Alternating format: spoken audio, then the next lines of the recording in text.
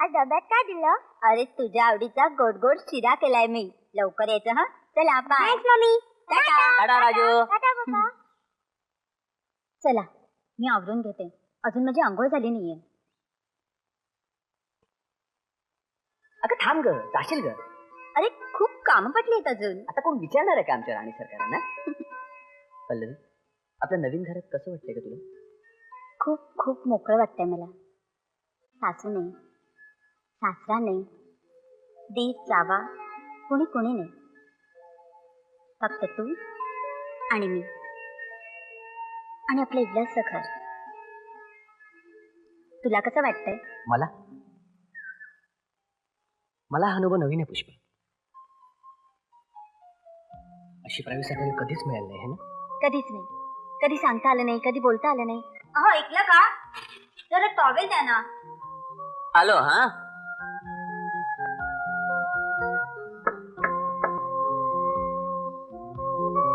द्या ना. पल्लवी, इतकी सुनतीस तेस 10 वर्षांनी कळते. चला. अरे घे ना. मला पाव नाही पाहिजे. घे, तुला भूक लागली असेल. मला नाही पाहिजे. राजू आणि पिंकी, तुम्ही आज पाव आणलात? माझी मम्मी खूप आजारी आहे आणि पप्पाही घरी नाही. बरं चालेल, आम्ही आमच्या डब्यात पुरी भाजी शिरा आणलाय. आपण सगळ्यांनी मिळून तो खाऊया. ऐकलंस? काय? आपली बेबी सांगत होती की बबलूची आई आजारी म्हणून, आणि भाऊजी सुद्धा कुठेतरी बाहेरगावी गेलेत म्हणे. उद्या जाऊन येऊया. कशाला? परत काहीतरी भांडणं सुरू कराल नवीन? तुझ्या तर तेच डोक्यात. अरे किती झालं तरी जाऊ बाई माझी. अशा वेळी मदत नाही करायची एकमेकांना, तर कधी करायची? जाऊया. Thank you doctor. मी पुन्हा उद्या सकाळी येते. हा, मी औषधं घेऊन येतो. ताई, उगाचच तुम्हाला त्रास झाला. काहीतरीच काय गौतमी. अगं अशा वेळी आपण एकमेकांना मदत नाही करायची तर केव्हा? आणि भाऊजी केव्हा येणार आहेत ते सांगितलं नाही. मोठी आई, मला भूक लागली आहे. भूक लागली? थांब हा. गौतमी, तू सुद्धा थोडंसं खाऊन घे. मी डबाच आणलाय. चला मुलांना, चला चला.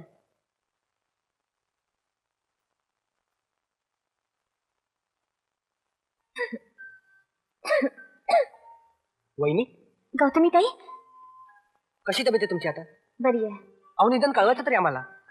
थांबा, मी डॉक्टरांना घेऊन येतो. नाही नको, डॉक्टर आताच येऊन गेले आणि भाऊजी गेलेत औषध आणायला. अच्छा, वहिनी काळजी करू नका. सकाळी फोन केला तुम्ही शरदला. उद्या सकाळपर्यंत पोहोचेल तो इथे. शरद भाऊजी येईपर्यंत आम्ही इथेच थांबतो. नाही हेमंत? हो. पल्लवी, जरा पाणी घेऊन ये. अरे हेमंत, तू कधी आलास? आता एवढंच. काय पुष्पा, कशी आहेस? मजेत. आणि छोटी? अगदी मजेत. घ्या, बघा ना भाऊजी, काय योगायोग आहे. मला कालच कळलं की तुम्ही सुद्धा याच एरियात राहायला आलात. नाहीतर या अगोदर आम्ही आलोच असतो तुमच्याकडे. नाही हेमंत? हो. आता काय मनात आलं की आपल्याला एकमेकांच्या घरी जाता येईल. नाही? हो ना. पाहिलेत का भाऊजी? राजू, टीव्हीचा चॅनल चेंज करूया का? नको नको, तेच पाहूया आपण.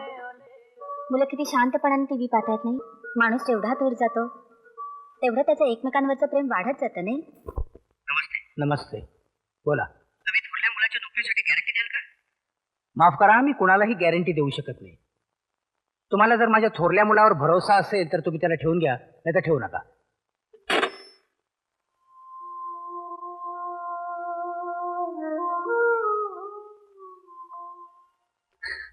बाबांनी माझ्यासाठी साधं गॅरंटर म्हणून राहू नये?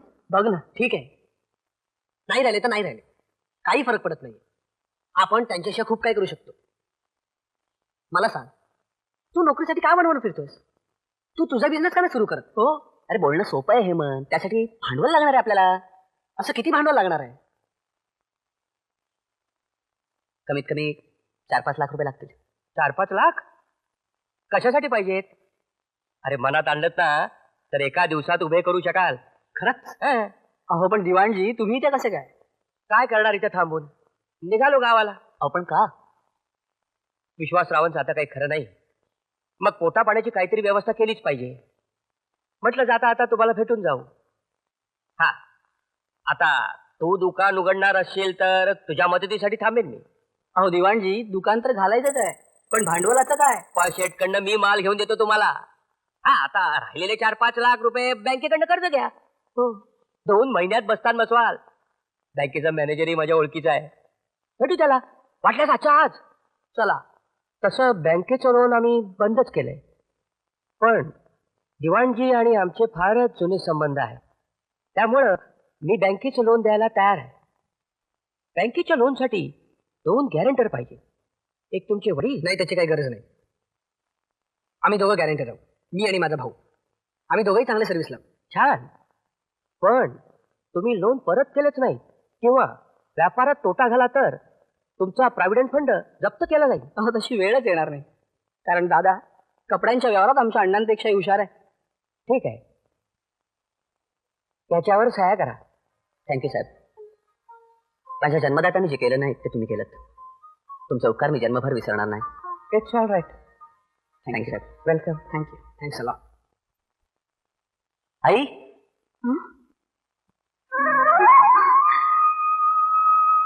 वसंता, अरे वसंता, तू तू कसा आहेस? सुनबाई कशी आहे? मुलं कशी आहेत? सगळे चांगले आहेत. तू कशी आहेस? चांगली. अरे आते ना. आई, मी खूप घाईत आहे. काही हो आई, मी उद्या कपड्याचं दुकान सुरू करतोय आणि त्याचं उद्घाटन मला तुझ्या हस्ते करायचं आहे. माझ्या हस्ते? अरे तुझे बाबा आत आहेत, त्यांना सांग. ते असतं ना मी. हे बघ आई, मला फक्त तुझे आशीर्वाद हवेत. उगाच दुसऱ्यांची नावं सुचू नकोस. केलं तर मी तुझ्याच हस्ते उद्घाटन करणार आहे. वसंता, कोण दुसरे? त्यांना परक समजतोस तू? नाही, कालपर्यंत समजत नव्हतो, पण आता नुसता समजतच नाही तर माझी खात्री झाली आई. त्यांना मुलांचा उत्कर्ष बघवत नाही, त्यांची झालेली प्रगती त्यांना आवडत नाही. वसंता, विश्वास बसत नाही ना? कसा बसणार? अगं, परवा एका दुकानात नोकरीसाठी गेलो होतो. त्या दुकानदारांनी बाबांकडे गॅरंटीसाठी फोन केला, तर बाबांनी सांगितलं वसंताचा आणि माझा काहीही संबंध नाहीये, आणि म्हणूनच त्यांना दाखवून देण्यासाठी मी नवीन दुकान सुरू करतोय आणि त्याचं उद्घाटन मला तुझ्या हस्ते करायचंय. आणि असा माणूस माझ्या समारंभाला हजर नसेलच मला आवडेल. वसंता, काय वाटेल ते बोलू नकोस. अरे तुझे बाबा असे कधी वागणार नाहीत. अगं पण आई, आणि एक लक्षात ठेव, त्यांच्याबद्दल काही बोललेलं मला सहन होणार नाही. अरे तुझे बाबा कसे आहेत हे मला चांगलं माहितीये. खोट्या प्रतिष्ठेसाठी आणि खोट्या भक्त्यासाठी दुसऱ्याच्या दारात रांगोळ्या काढत बसण्यापेक्षा माझ्या माथ्यावरचं कुंकू मी मन लावून देखत बसेन. तू जा वसंता, जा. अरे ज्याने जन्माला घातलं त्यांच्याविषयी तू असं बोलतोस? जा ना. ठीक आहे, निघतो मी. आई, तरी सुद्धा वाट बघेन मी तुझी.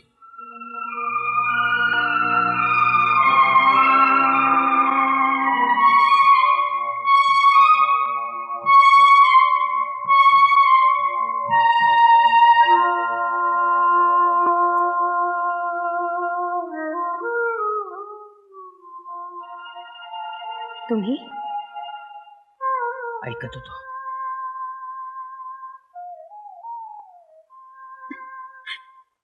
तुम्ही त्याचं काही मनावर घेऊ नका.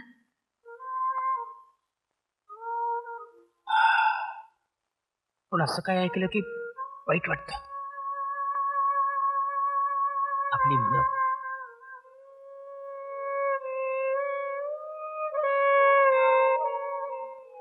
आपली मुलं तळहाताच्या फोडाप्रमाणे वाढवलेली मोठी झालेली मुलं आपल्याविषयी असं बोलतात.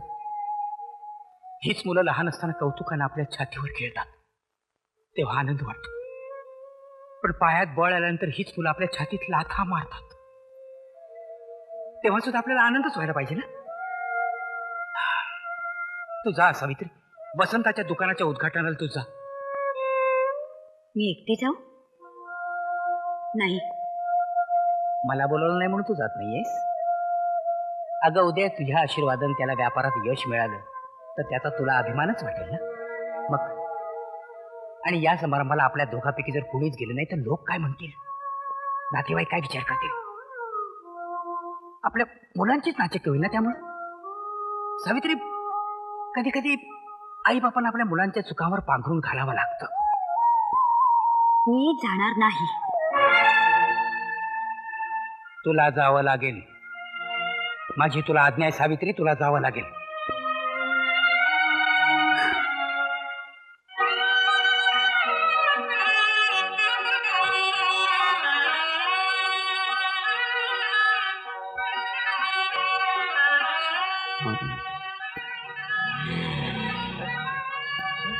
वसंता आई आल्या आली राजू चल, आजी आली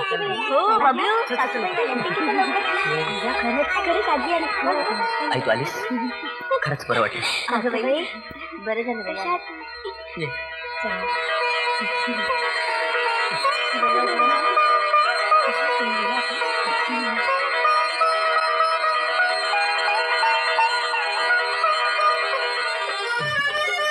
सासूबाई चला ना.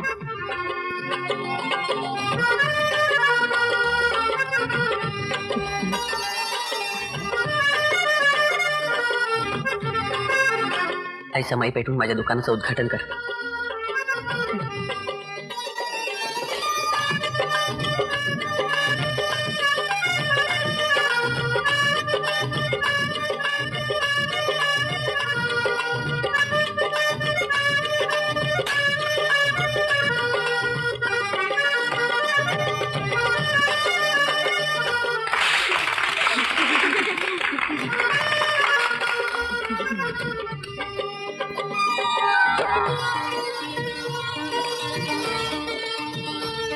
घ्या.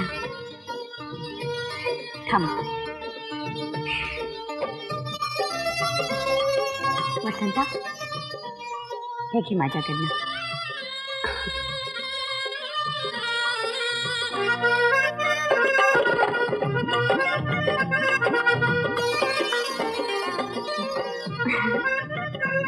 आई तू आलीस खरंच खूप बरं वाटलं मला.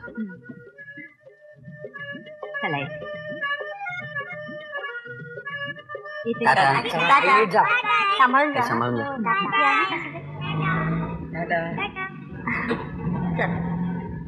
चला उद्घाटन बघायला जाऊया. हो, वसंत. वहिनी थांबा. काय वहिनी कसं काय ठीक चाललंय ना? चाललंय तुमच्या आशीर्वादानं. हो. आजच मुलांनी नवीन दुकान सुरू केलंय. आनंद वाटला. आनंद वाटणारच हो, पण दुकानावर जप्ती यायला दुःख वाटलं असेल नाही. तुम्हाला सांगतो वहिनी, हा गोपाळ शेठ म्हणजे एक नंबरचा लुच्चा माणूस आहे. काय पापडकर फाटलेल्या टाक्यासारखे टटर टटर बोलतात. हे बघा तुम्हाला सांगून ठेवतो, आमच्या गोपाळ शेठला नाव ठेवू नका. हा काय घाबरतो काय?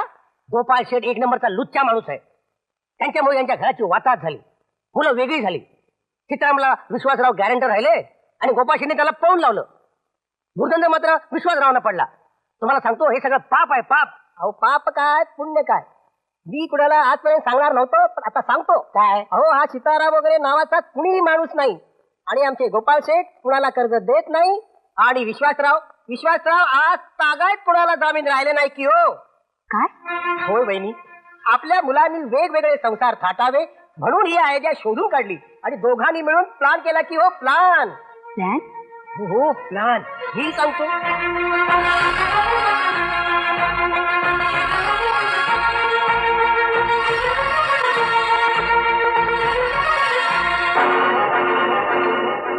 अरे विश्वासराव करून टाक की रे शेवट या नाटकाचा. मला कसं अगदी चोरासारखं वाटतं रे. वहिनीला तरी सांगून टाक की रे. हा आज मी सावित्रीला सगळं सांगणार आहे. आज काही मुहूर्त आहे का रे? हा वसंत आज दुकानाचा शुभारंभ करतोय. सावित्रीच्या हस्ते उद्घाटन आहे. ती जायला तयार नव्हती, पण मीच जबरदस्तीने तिला पाठवलंय. बरं झालं मी नाही गेलो, नाही तर घोटाळा झाला असता रे. मी त्या आपाजीला पाठवून दिलं. हा माझा सांगण्याचा उद्देश एवढाच होता की मुलांचं कर्तृत्व पाहिल्यावर पटेल तिला माझा उद्देश. नक्कीच पण ते वहिनीला नक्की सांगून टाक रे, म्हणजे येत्या रविवारी मला ते खायला मिळेल वांग्याचं भरीत. हो हो हो जरूर या की, अगदी जरूर या. बरं बरं.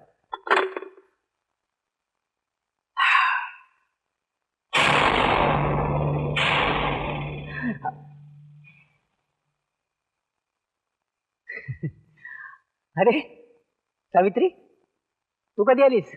हा कसा काय झाला कार्यक्रम? खूप लोक आले असते ना? हा खूप गर्दी. सावित्री मला तुझ्याशी महत्वाचं बोलायचंय. मलाही तुमच्याशी आज महत्वाचंच बोलायचंय. पण मी सांगणार ती एक आनंदाची बातमी आहे सावित्री. मीही तुम्हाला आज एक आनंदाचीच बातमी सांगणार आहे. आज सीताराम भेटला होता. सीताराम? कोण सीताराम? सीताराम, ज्याला गोपाळ शेठकडनं तुम्ही 15 लाख रुपये घेऊन दिले तो सीताराम? ज्याला तुम्ही गॅरंटी म्हणून राहिला होता तो सीताराम? जो पैसे मिळाल्यावर पळून गेला तो सीताराम? काय झालं? तुम्ही असे काही बघताय की सीताराम नावाची व्यक्ती तुम्हाला माहितीही नाहीये? अहो सीताराम, सावित्री, मी त्याच संदर्भात तुझ्याशी बोलणार होतो. काही गरज नाहीये त्याची. एवढी वर्ष मी तुमच्या खांद्याला खांदा लावून संसार केला. तुमची पावलं उमटतील त्याच वाटेवरनं मी चालत राहिले. तुमच्या शब्दावर विश्वास ठेवला, तुम्हाला सर्वस्व मानलं. असं असताना एखाद्या पतीने पत्नीला धोका देणं चांगलं? नाही नाही नाही सावित्री, मी तुला धोका दिलेला नाहीये. मी केलं ते सगळं मुलांच्या भल्यासाठी केले सावित्री. तुम्ही केलेली कृती किती फायद्याची किंवा कोणाच्या भल्याची असो, मला नको होती ती, नको होती. त्या दिवशी तुम्हाला मुलांना माझ्यापासून वेगळं ठेवायचं होतं. माझा त्याला ठाम नकार होता. म्हणून तुम्ही गोपाळ शेट्टा हाताशी धरून हे कारस्थान रचलं. मी माझ्या या हाताने माझ्या मुलाला घराबाहेर काढलं. हा सापळा रचून तुम्ही माझी मुलं माझ्यापासून तोडली, माझ्या ममतेचा खून केला. नाही सावित्री, माझं ऐकून घे, मी काय म्हणतो ते. बस, मला काही ऐकायची इच्छा नाहीये. झालं, एवढं बस झालं. सावित्री, नाही सावित्री, सावित्री, हे बघ सावित्री, मी काय म्हणतो ते ऐकून घे. हे बघ, मला काय म्हणायचं बघ.